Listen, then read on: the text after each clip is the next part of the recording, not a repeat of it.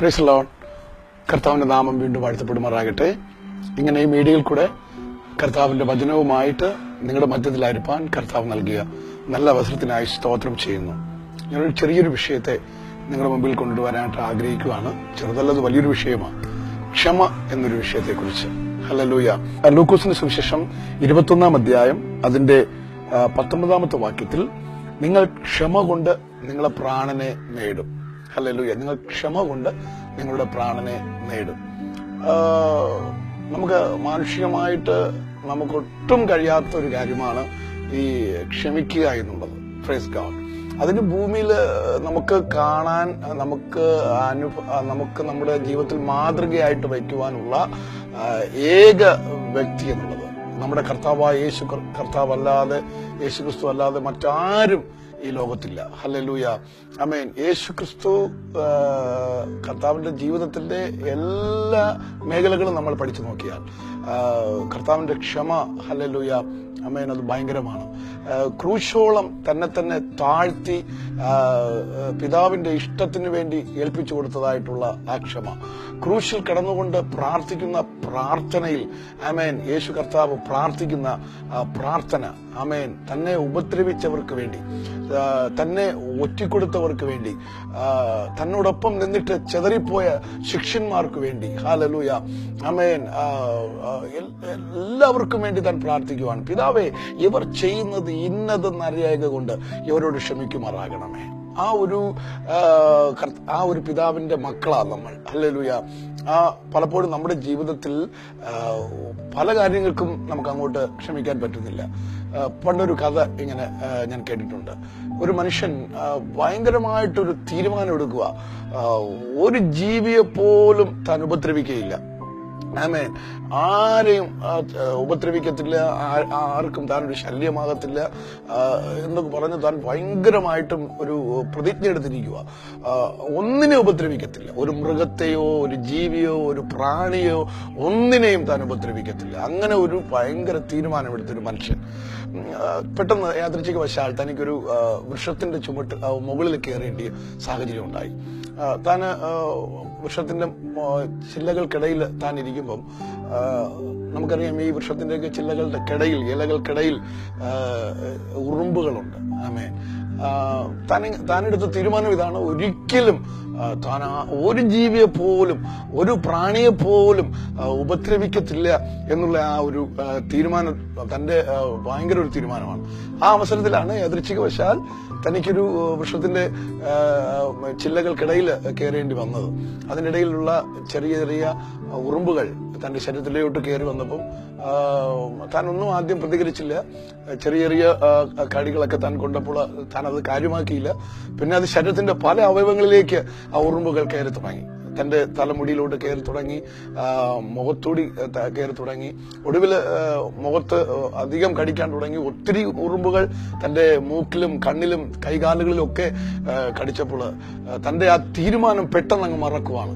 താനെടുത്ത പ്രതിജ്ഞയൊക്കെ പെട്ടെന്ന് മറക്കുക. താൻ പെട്ടെന്ന് രണ്ട് കൈകൾ കൊണ്ട് തന്റെ മുഖത്തിരുന്ന ഉറുമ്പുകളെ കൈകൾ കൊണ്ട് അങ്ങ് തിരുമ്മി, പെട്ടെന്ന് തന്റെ കോപം പുറത്തേക്ക് വരുന്നത് ഞാൻ ഒരു കഥയിൽ ഇങ്ങനെ വായിച്ചിട്ടുണ്ട്. ഞാൻ പറയട്ടെ, ജീവിതത്തിന്റെ ഏത് പ്രതികൂല സാഹചര്യങ്ങളിലും, ആമേൻ, നമ്മളെടുക്കുന്ന ആ ഒരു തീരുമാനം, അതാണ് കർത്താവ് ശ്രദ്ധിക്കുന്നത്.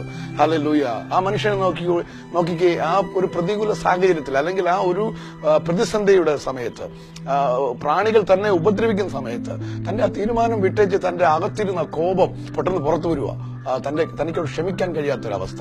ഇവിടെ ബൈബിൾ പറയുന്നു, ആമേൻ, ക്ഷമ കൊണ്ട് നാം നമ്മുടെ പ്രാണനെ നേടും. ഹല്ലേലൂയ. ഗലാത്യർക്കെഴുതിയ ലേഖനം 5-ാം അധ്യായം അതിന്റെ 23-ാമത്തെ വാക്യം വായിക്കുമ്പോൾ ദീർഘമായി ക്ഷമിക്കുന്ന ഒരവസ്ഥ നമുക്ക് അവിടെ കാണാൻ പറ്റും. ദീർഘമായി ക്ഷമിക്കുക. ഹല്ലേലൂയ. ക്ഷമിക്കാൻ നമുക്ക് പറ്റും, പക്ഷെ ദീർഘമായി ക്ഷമിക്കുക. ഹല്ലേലൂയ. അത് പലപ്പോഴും നമുക്ക് കഴിയാത്തൊരു കാര്യമാണ്. പുതിയ നിയമത്തിൽ ഈ മൂലഭാഷയിൽ അതിനിങ്ങനെ കൊടുത്തിരിക്കുന്നത്, നമുക്ക് അതിന് അവസരം കൊടുക്കാതിരിക്കുക, പിന്നെ കാരണം കൂടാതെ നമ്മൾ ഒരു കാര്യങ്ങളും അങ്ങോട്ട് ചിന്തിക്കാതിരിക്കുക, അത് കഴിഞ്ഞ ശേഷം ഒരുത്തൻ ചെയ്ത തെറ്റിനെ എന്നേക്കുമായിട്ട് നമ്മൾ മനഃപൂർവ്വമായിട്ട് ക്ഷമിക്കുക. ഇതൊക്കെയാണ് പുതിയ നിയമത്തിലെ ക്ഷമയുടെ ഒരു മൂലഭാഷയായിട്ട് നമുക്ക് പഠിക്കാൻ കഴിയുന്നത്. അങ്ങനെയാണെങ്കിൽ നമ്മളോട് ചെയ്ത അല്ലെങ്കിൽ നമ്മളോട് കാണിച്ച നമ്മളോട് കൂടെ ഇരുന്ന വ്യക്തികൾ കാണിച്ചതായിട്ടുള്ള പല കാര്യങ്ങൾക്ക് നമുക്ക് മനഃപൂർവ്വമായിട്ട് അവരോട് ക്ഷമിക്കുവാൻ കഴിഞ്ഞാൽ, ആമേൻ, അത് നമ്മുടെ ജീവിതത്തിൽ ദൈവമായിട്ടുള്ള സ്വഭാവത്തിൽ ഏറ്റവും വലിയൊരു കാര്യമാണ്. കർത്താവിന്റെ വചനത്തിൽ 1 പത്രോസ് 3-9 വാക്യത്തിൽ ആരും നശിച്ചു പോകാതിരിക്കേണ്ടതിന് എല്ലാവരും മാനസാന്തരപ്പെടുവാൻ അവൻ നമ്മളെക്കുറിച്ച് ദീർഘക്ഷമയോടുകൂടെ കാത്തിരിക്കുകയാണ്. കർത്താവിന്റെ ആ ക്ഷമ ദീർഘമായിട്ട് നമുക്ക് വേണ്ടിയിട്ട് കർത്താവ് ക്ഷമയോടെ കാത്തിരിക്കുകയാണ്. എന്തിന്? ആരും നശിച്ചു പോകാതിരിക്കുവാൻ. ഞാൻ ഈ ചെറിയ ഈ മെസ്സേജ് നിങ്ങൾക്ക് തരുമ്പോൾ ജീവിതത്തിൽ എവിടെയെങ്കിലും ക്ഷമിക്കപ്പെടാൻ കഴിയാത്ത വിഷയങ്ങൾ നിങ്ങൾക്കുണ്ടെങ്കിൽ കർത്താവിനോട് അപേക്ഷിച്ചാൽ മതി. കർത്താവ് അതിന് കൃപ തരും, അതിനുള്ള ദൈവശക്തി നമുക്ക് തരും. കർത്താവിന്റെ സ്വഭാവം നമ്മളിൽ മേൽ ഇറങ്ങിക്കഴിഞ്ഞാൽ ദീർഘമായി നമുക്ക് ക്ഷമിക്കാൻ കഴിയും, ദീർഘമായി നമുക്ക് മറ്റുള്ളവരോട് പൊറുക്കുവാൻ കഴിയും. നമ്മളോട് കൂടെ ഇരുന്നവർ,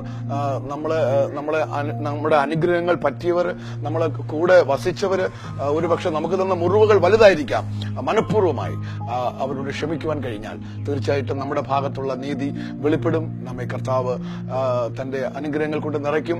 യേശുക്രിസ്തുവിൻ നാമത്തിൽ ആ ഒരു കൃപ നിങ്ങളുടെ മേൽ ഉണ്ടാകുമാറാകട്ടെ. ഞാൻ നിങ്ങൾക്ക് വേണ്ടി പ്രാർത്ഥിക്കാം. സ്വർഗ്ഗപിതാവേ, നല്ല കർത്താവേ, യേശുക്രിസ്തുവിൻ നാമത്തിൽ കർത്താവെ, അങ്ങ് ദീർഘമായി ഞങ്ങൾ ക്ഷമിച്ചതുപോലെ, അങ്ങ് ക്ഷമിക്കുവാൻ ഞങ്ങളെ പഠിപ്പിച്ചതുപോലെ കർത്താവെ, ഞങ്ങളുടെ ജീവിതത്തിൽ പലപ്പോഴും ആമേൻ പല വിഷയങ്ങൾക്കും ഞങ്ങൾക്ക് പലരോടും ക്ഷമിക്കാൻ കഴിയുന്നില്ല. കർത്താവെ, ആ ഒരു ക്ഷമിക്കുന്നൊരു ഹൃദയം ഈ പ്രോഗ്രാം കണ്ടുകൊണ്ടിരിക്കുന്ന ഓരോ പ്രിയപ്പെട്ടവർക്കും കർത്താവ് നൽകുമാറാകണമേ. യേശുവിൻ നാമത്തിൽ ഇപ്പോൾ തന്നെ കർത്താവെ, മുറിവുകൾ ഉണങ്ങുവാൻ ഞാൻ കൽപ്പിക്കുകയാണ്. കർത്താവെ, പൊറുക്കുവാൻ കഴിയാത്ത അനേക മുറിവുകൾ ഉള്ള അനേക വ്യക്തികൾ ഇപ്പോൾ അടിയങ്ങളെ കാണുന്നുണ്ട്. യേശുക്രിസ്തുവിൻ നാമത്തിൽ അവരുടെ മുറിവുകൾ ഇപ്പോൾ ഉണങ്ങട്ടെ. ക്രിസ്തുവിന്റെ സ്വഭാവം അവരിലേക്ക് ഇപ്പോൾ ക്രിയേറ്റ് ചെയ്യപ്പെടട്ടെ. മനഃപൂർവ്വമായിട്ട് മറ്റുള്ളവരോട് ക്ഷമിക്കുവാൻ കർത്താവെ, നിങ്ങൾ കൃപ തരുമാറാകണം. എല്ലാ ബഹുമാനം അങ്ങേക്ക്, യേശുവിൻ നാമത്തിന്റെ പിതാവേ, ആമേൻ. മറ്റുള്ളവരോട് പൊറുക്കുവാൻ, മറ്റുള്ളവരോട് ക്ഷമിക്കുവാൻ കർത്താവ് നമുക്ക് ഈ ദിവസങ്ങൾ ഒത്തിരി കൃപ തരും. ദൈവശക്തി നമ്മുടെ മേൽ വ്യാപരിച്ചിട്ടുണ്ട്. കർത്താവ് നിങ്ങൾ എല്ലാവരും അനുഗ്രഹിക്കുമാറാകട്ടെ. I bless you in Jesus name. Amen.